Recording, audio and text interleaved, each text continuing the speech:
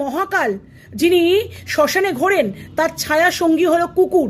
এই কথাগুলো কি মন্দির কর্তৃপক্ষের ব্রাহ্মণেরা জানে না? তারা আদেশ জারি করে দিয়েছে। কুকুর নিয়ে ঢুকলে কি হয়েছে? প্রত্যেকটা ঠাকুর যারা এখানে বিদ্যমান প্রত্যেকের বাহন কিন্তু পশু না হলে পাখি। তাহলে অসুবিধা কোথায়?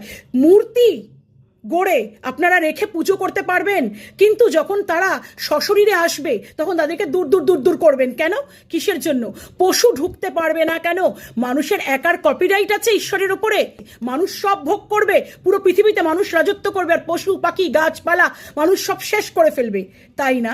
বড় সুবিধা না বুদ্ধিমান হওয়ার? এই বুদ্ধির পরিচয় মানুষের।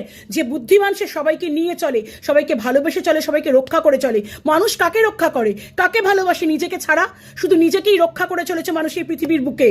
সেই জন্য তো করোনাকালে মানুষ ঘর থেকে বেরোতে পারেনি, মানুষ এফেক্টেড হয়েছে, কোনো পশু পাখি গাছপালা কেউ এফেক্টেড হয়নি। প্রকৃতিও মানুষের থেকে গুণে গুণে বদলা নেয়, মাথায় রাখবেন। পশু ঢুকতে পারবে না কেন? কোনো পশু ঢুকতে পারবে না কেন? এই প্রশ্নটা আমি আপনাদের প্রত্যেকের দিকে ছুড়ে দিলাম, আপনারা অবশ্যই উত্তর করবেন।